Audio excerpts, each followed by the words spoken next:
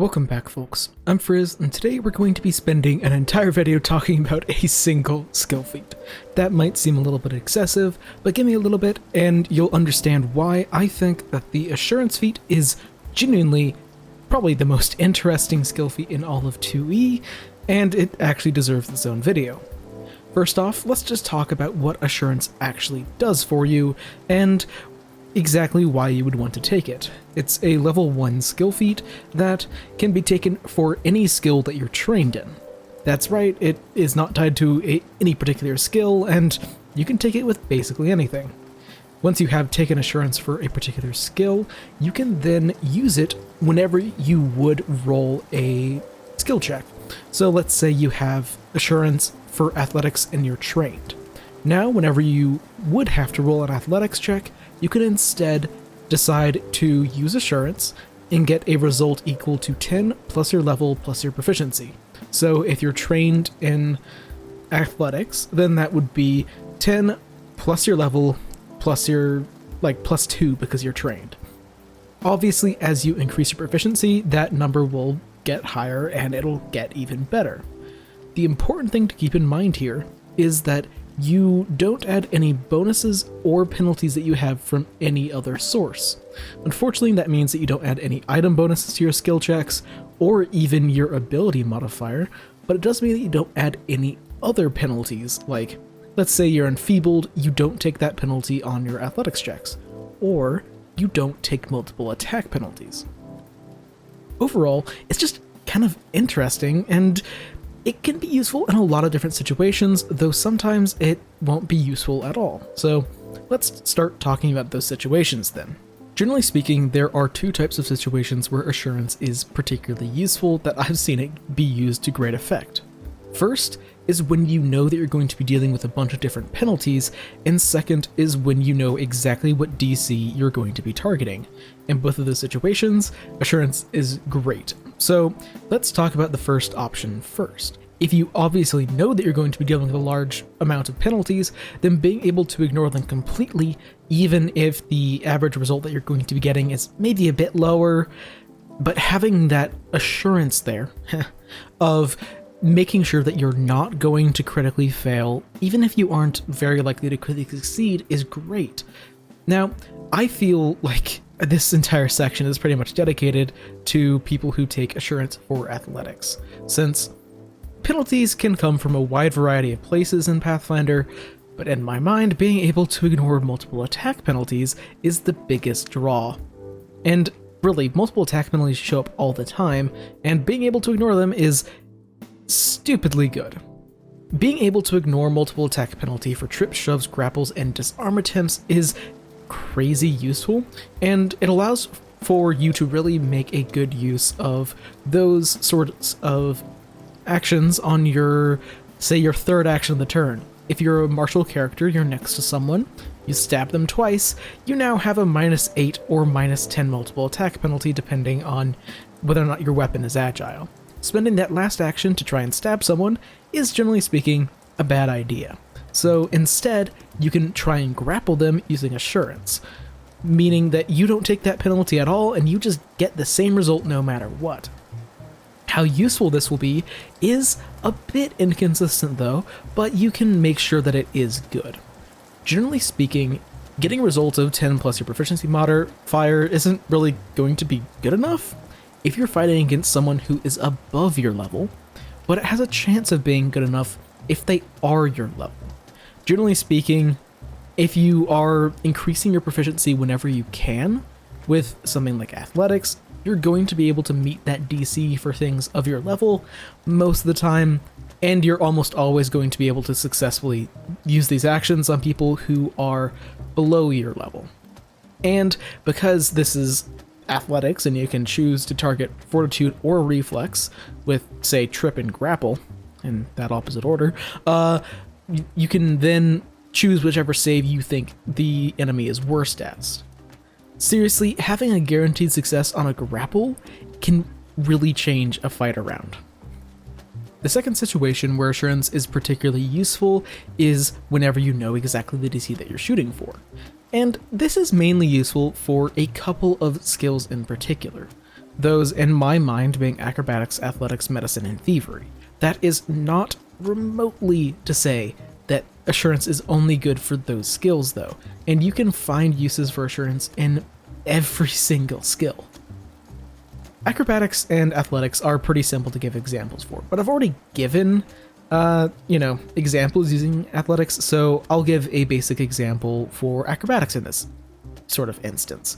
So if you take assurance for acrobatics, once you hit level 3, you know that you can always hit a 15 on your acrobatics checks, which means that you can always bounce across a wooden beam, and anytime that a DC comes up in exploration that requires acrobatics, you can just use assurance and you will be able to succeed in all likelihood if you're increasing your proficiency whenever you can. That's kind of just how the math works, is exploration DCs are generally a bit lower than, say, creatures save DCs, because they kind of want everyone to be able to succeed on checks in exploration, so they're generally a little bit lower, a bit more forgiving. So being able to hit those super consistently is great. Alright, so I'd like to take a bit of a moment here to talk about particular skills and where assurance is going to be particularly good for them. And let's start off with thievery, because it's one that I don't see people mention all that often as being good for assurance, so why not talk about it? So assurance for thievery is great, so long as you aren't trying to disable a trap, since generally trap DCs are going to be a bit higher than assurance can handle a lot of the time, unless you're, of course, dealing with a trap that's below your level. But the thing is, a lot of locks have static DCs, and the DC for most locks that, the average person is going to be able to afford is pretty low. So you're going to be able to use assurance to pick a lock probably by about level 6. Now, this isn't necessarily accounting for the incredibly high-end locks, which have a DC of like 30 or 40. Those will be very hard for you to really unlock with assurance, but it doesn't make all that much sense to me for a master thief to have even the slightest chance of messing up and breaking their picks. And with assurance, that isn't even an option on low-level locks anymore, because you can just choose to basically just succeed on those, which is great. It's a fun example that I don't see people bringing up all that often of using assurance for static DCs. So if you're really thinking of playing a thief, this is a great way to do it. Another skill where assurance really does shine a bit is actually Arcana, since Arcana is what most maguses and wizards use to learn their spells, and those DCs aren't all that high, and they're also static, meaning that if you're an expert in Arcana and you have assurance and you're trying to learn a spell, you just don't have to roll and risk rolling low and then not being able to learn that spell until you level up. Basically, it really makes things a lot simpler for identifying things and learning spells, which, never forget that critically failing on those can be very, very rough.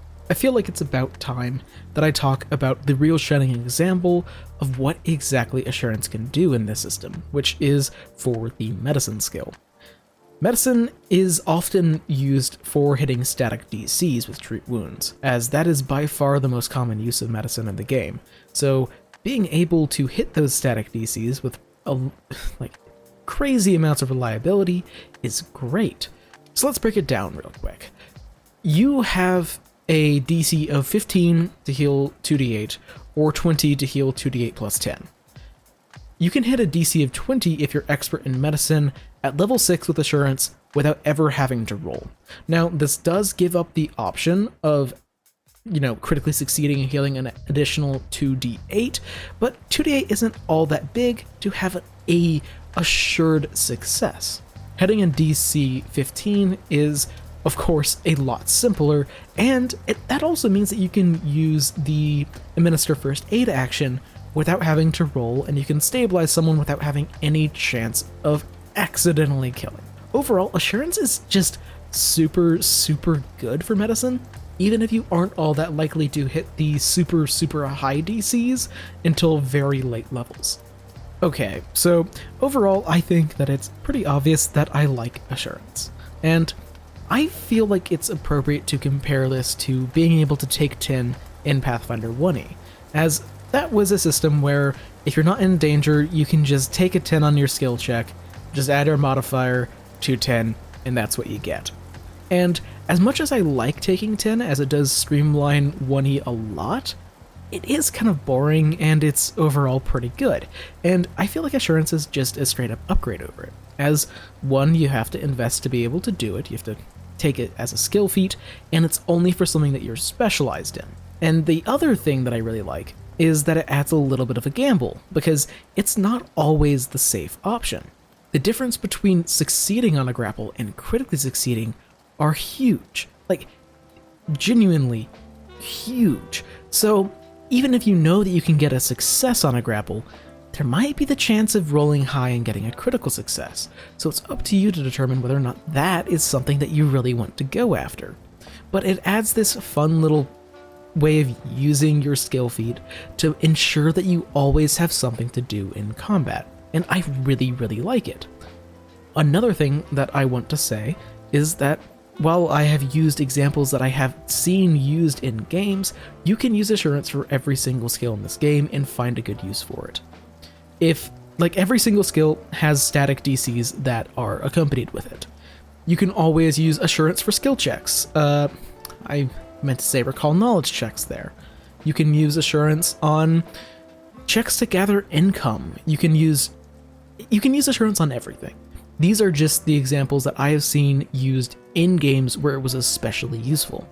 It's always going to be nice to have, and you can always just say, my dice aren't feeling very hot today, so I'm just going to be using Assurance instead. Thanks for watching. This is probably a bit of a short one. I don't know exactly how long it is yet, but it's been a long week for basically everyone, and I am very tired. So I don't really have the energy to really make a super long video, but hopefully you enjoyed this. I hope that you found it interesting, and yeah, if you have any feedback on things that I could do to make things better, I would love to hear it. I'm always trying to improve these. I just don't have a lot of energy to do that sometimes, but I'm always trying to get better, and I am taking in feedback and reading all the comments. So until I see you next, live a wonderful life.